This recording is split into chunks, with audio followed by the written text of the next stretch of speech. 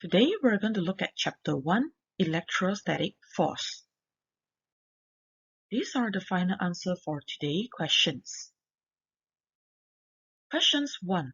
Calculate the magnitude of the electric force between the electron and the proton in a hydrogen atom.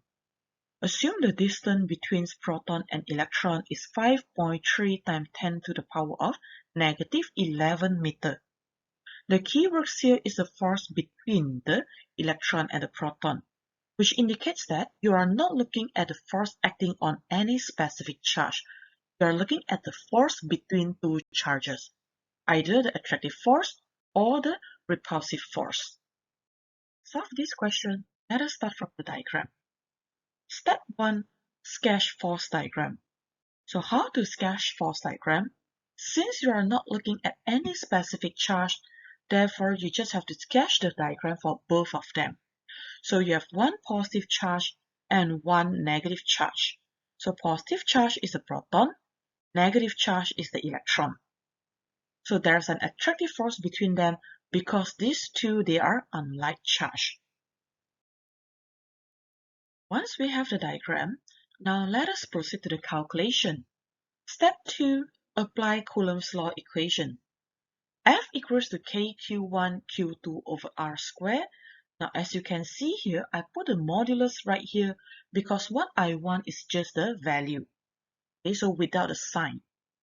So F is then equals to 9 times 10 to the power of 9 times 1.602 times 10 to the power of negative 19 times 1.602 times 10 to the power of negative 19 divided by 5.3 times 10 to the power of negative 11 squared. So the final answer is equals to 8.22 times 10 to the power of negative 8 Newton. So as you can see here, in my substitution, I ignore the negative sign of the charge. So even though electron should be a negative charge, but when I substitute the value, I ignore the negative sign. Next, question 2. 3 charges of negative 1 microcoulomb, positive 2 microcoulomb, and positive 3 microcoulomb are fixed along a straight line as shown in the figure. So as you can see in the figure right here, at point X, you have negative 1 microcoulomb charge. At point Y, you have a charge with the values of positive 2 microcoulomb. And at point Z, you have a charge with the values of positive 3 microcoulomb. So the questions ask you to calculate the resultant force on the charge at X, the charge at Y, and the charge at Z. Questions A. Calculate the resultant force on charge at X. So, as usual, let us start from the diagram. Step 1. Sketch force diagram. This is the diagrams given. According to the questions, now the question is asking for the force at point X. Means that we are going to take point X as our object in this question. So let us start from point X. Point X is a negative charge. Point Y is a positive charge. There's an attractive force in between them. Therefore, the force from Y acting on X is pointing to the right-hand side. Now let's look at point X and point Z. Once again, you have one negative charge and one positive charge, which indicates that there's an attractive force in between them. So therefore, the force from Z acting on the X is also pointing to the right-hand side. Once we have the free body diagram, we can then proceed to the calculation. Step 2. Apply Coulomb's law equation. So Fyx is equals to kqyqx over ryx squared. Substitute the values into the equations and you will obtain Fyx equals to 45 Newton. According to the diagram, this force is pointing to the right-hand side. Let us repeat the same step for the force between X and Z. So again, let us apply Coulomb's law equation. Fzx is equals to kqzqx over rzx squared. Substitute the values into the equation Fzx is then equals to 10.8 Newton. You might ask, where does it come from, the 5 times 10 to the power of negative 2? Well, according to the diagram, the values given is the distance between x and y and z. You are not given the distance between x and z, but you can determine the distance by adding up the distance between xy and yz, which is 2 cm plus 3 cm, and it will give you 5 cm, which is the distance between x and z. So after you get the value, according to the free body diagram just now, this force is also pointing to the right-hand side. Next, let us calculate the total force acting on the charge at point X. Step 3, add electric forces at S vector. Fx is equals to Fyx plus Fzx. So both of these vectors, they are positive value because they are both pointing to the right-hand side. So now let us add up the value. Fx is equals to Fyx plus Fzx. Substitute the values into the equations and eventually you will obtain the values which is equals to 55.8 Newton. If you look at this final answer, you have a positive value right here. This positive value indicates that the total force or the resultant force acting on the charge at point X is going to the right-hand side. Questions B. Calculate the resultant force on the charge at Y. Let us repeat the same step. Step 1. Sketch force diagram. So this is the diagram given. But now, since the question is asking for resultant force at point Y, therefore, in this question, we're going to use Y as our object. So this is our object. X and Y, one negative, one positive. There's an attractive force between them. Therefore, the force from X acting on Y is going to the left-hand side.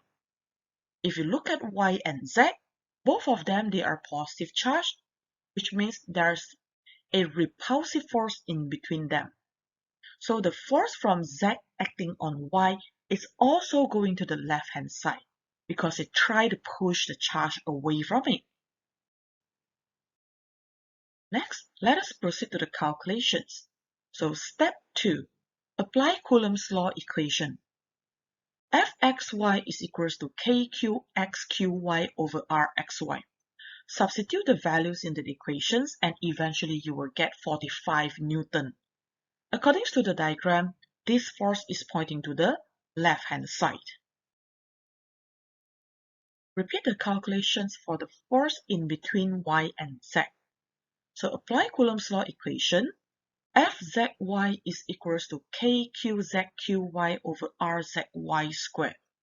Substitute the values into the equations and you will get Fzy equals to 60 Newton. Again, according to the free body diagram, this force is going to the left-hand side.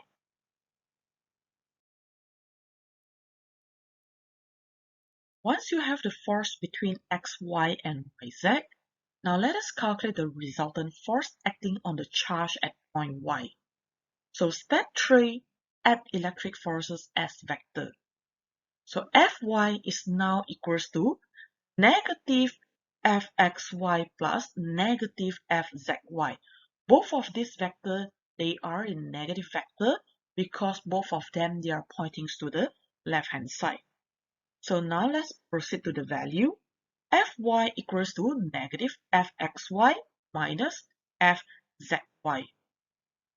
So F is then equals to negative 45 minus 60 and it is then equals to negative 105 Newton. Now don't leave your final answer in this form. Okay, what you should do, either you write an additional step, which is Fy equals to 105 Newton, but you put a bracket behind it to the left. How do I know it is to the left? Well, because of this negative sign. This negative sign, it indicates that the resultant force acting on point acting on the charge at point Y, it's pointing to the left-hand side. But it would be better if you write it in a sentence form. So you can write it as the resultant force on the charge at Y is 105 Newton to the left. Question C. Now we are going to calculate resultant force on charge at point Z. As usual, let us begin with the force diagram. So this is the original diagram, but now we are going to use point Z as our object. So point Z. Now let's look at the relationship between XZ and YZ. XZ, one positive, one negative. There's an attractive force between them, and the force acting on Z is pointing to the left-hand side. Y and Z, both of them, they are positive, so there's a repulsive force between them. Therefore, the force acting on Z by point Y, by the charge at Y, it's going to the right-hand side. So it's unlike questions A and B. Now you have two forces and both of them, they are pointing in the opposite direction. Now that we have the free body diagram, let us proceed to the calculation. Step 2. Apply Coulomb's law equation. So Fxz is equals to Kqxqz over Rxz squared. Substitute the values into the equation. Fxz is equals to 10.8 Newton.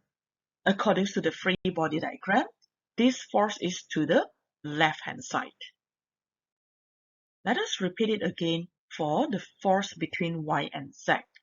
So again, applies Coulomb's law equation. Fyz is equals to Kqyqz over Ryz squared. Substitute the values into the equation. Fyz is then equals to 60 Newton. According to the free body diagram, this force is pointing to the right. Now that we have everything we need, let us proceed to the final step. So step 3, add electric forces as vector. Fz is equals to negative Fxz plus Fyz.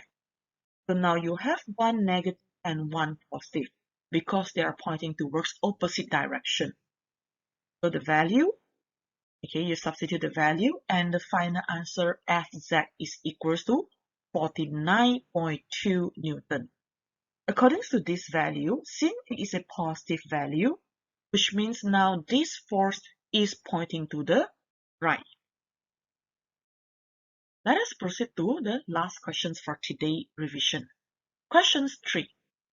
A water molecule consists of one oxygen atom and two hydrogen atoms. The oxygen atom acts as a point charge of magnitude negative 1.1 times 10 to the power of negative 19 Coulomb. And each hydrogen atom acts as a point charge of magnitude positive 0.55 times 10 to the power of negative 19 Coulomb. The oxygen atom is separated from each hydrogen atom by a distance of 1.0 times 10 to the power of negative 10 meter.